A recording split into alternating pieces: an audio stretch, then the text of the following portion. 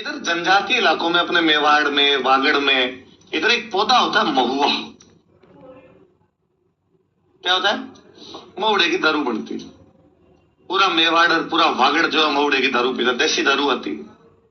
भारत में मौर्य काल से लेके आज दिन तक, बताओ कब से कब? मौर्य, चंद्रगुप्त मौर्य वाले टाइम से लेके आज दिन तक दारू केवल सरकार बनाती है। दारू कौन बनाती है?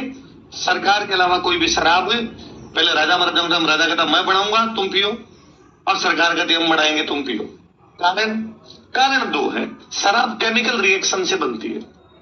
यदि केमिकल रिएक्शन थोड़ी बहुत गड़बड़ होगी, शराब जहर हो जाएगी, जो पिएगा वो मर जाएंगे। इसलिए अखबारों में था जहरीली शराब पीने से लोगों की मृत्यु।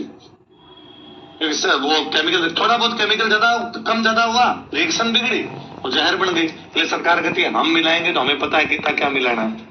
तुम घर पे बनाओगे, कम ज्यादा हो गया मरमुरा जाओगे सारे, इसलिए मत पियो, हम बढ़ाएंगे, ये पियो, एक बार में नहीं मरोगे, धीरे धीरे मरोगे। तो थोड़ी टंकी बढ़ा के पिलाएंगे। दूसरा, शराब सबसे अधिक टैक्स देती है ना, इसलिए सरकार को क्या चाहिए? अपना सपना मनी मनी। इसलिए सरकार कहती टैक्स लेंगे भाई साहब। इसलिए कोरोना में सबसे पहले दारू के ठेके खोले गए। कोरोना लगा, सब कुछ बंद हुआ, सरकार की कमाई बंद। और सरकार की कमाई बंद है, लेकिन कर्मचारियों को तनख्वाह तो दे रहे हैं, तो रुपए कहां से आएंगे जब कमाई हो ही नहीं रही? बाकी माइंस बंद हो गई, सारी फैक्ट्रियां बंद हो गई, तो सरकार का टैक्स कहां से आएगा? तो सरकार ने कहा कुछ तो खोलो।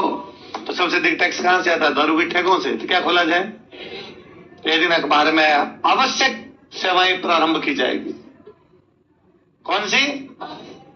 और हमें लगा कि यस, दुनिया में सबसे अधिक आवश्यक शिक्षा, इसलिए स्कूल, कॉलेज, कोचिंग ये सब खुलेंगे। तो हमें मजा आ गया। इतने दिन से चुपचाप घर बैठे, कोई कमाई नहीं हो रही, अब कोचिंग खुलेगी, क्यों? कोचिंग तो आवश्यक है, शिक्षा।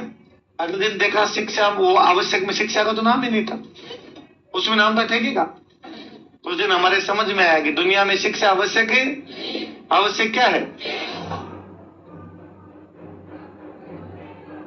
लड़खड़ाते हुए लोगों ने हमारी लड़खड़ाती हुई अर्थव्यवस्था को बचाया। दारूवालों ने कहा, हम लड़खड़ा लेंगे, लेकिन देश की अर्थव्यवस्था में कोई कमी आ रही है? देश की अर्थव्यवस्था को बचाने के लिए, भारत भूमि की रक्षा के लिए 2 बोतल ज्यादा भी पीनी पड़े मैं पी लूंगा, लेकिन भारत माता का सिर झुकने है।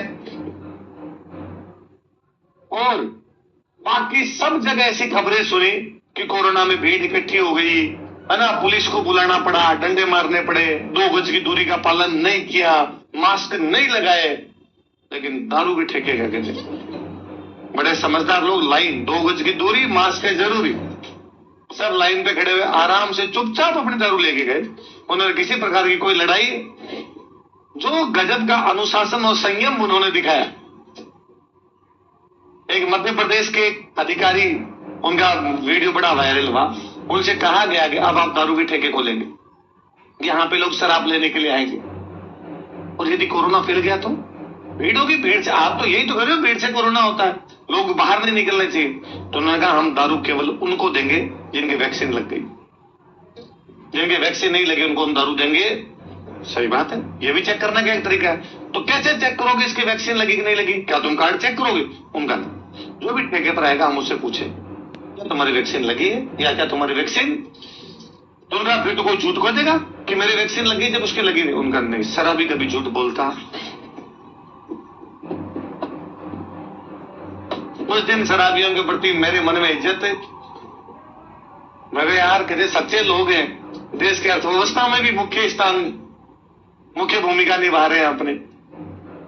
अब इतने दिन तक अंग्रेजों के आने से पहले अपनी जो जनजातियां थी वो महुड़े की दारू पीती, महुड़े की दारू बनाती और खुद ही पी लिया करती। अब जब बाहर से सिस्टम, इतने दिन तक बाहर का सिस्टम, अब सिस्टम जैसे अंदर आया तब सरकार ने कहा नहीं भाई साहब, महुड़े की दारू पे रोक, अब हम बढ़ाएंगे, तुम पियो। जनजाति नाराज, जनजाति ने कहा एक आदमी पूरे दिन काम करे, रीजे पचे मरे, 12-12 घंटे काम करे और शाम को थोड़े बहुत चिल भी ना करे। लेकिन जनजातियों की महुआ की शराब पर रोक लगा दी गई थी। Mahua liquor of tribes was banned. जनजातियों की महुआ की शराब पर रोक लगा दी गई थी। Mahua liquor of tribes was banned. Mahua liquor of tribes was banned.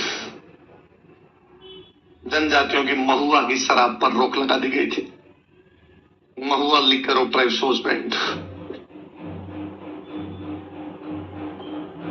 अरे ये तो अभी तक ये अपने विधानसभा में मांग उठती रहती है कि ये अधिकार हमें वापस दो कि हम शराब बना सकें। एक बार तो एमएलए साहब ने खड़े होकर कहा बाकायदा कि हमारे रिवाज है। उन्होंने एग्जाम्पल दिया कि मैं मेरी बहन के घर जब जाऊंगा तो मुझे उसके ससुराल जब जाऊंगा तो 5 बोतलें लेके जानी पड़ती है।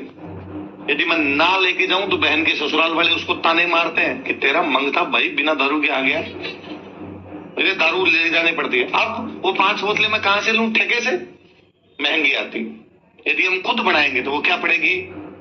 इसलिए सरकार हमें दारू बनाने का अधिकार दो ताकि हम दारू बना सके और हमारी सामाजिक परंपरा को ढंग से निभा सके। और सरकार ने कहा कंट्रोल उदय, क्योंकि यदि तुम्हें अधिकार दे दिया तो बाकी लोग कहेंगे हमारी तो बहन खुद ही कह रही है कि लेके आओ भाई साहब, बिना बोतल के पार पड़ेगी।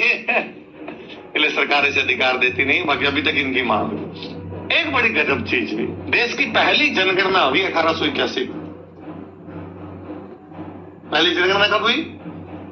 अंग्रेजों ने जब राज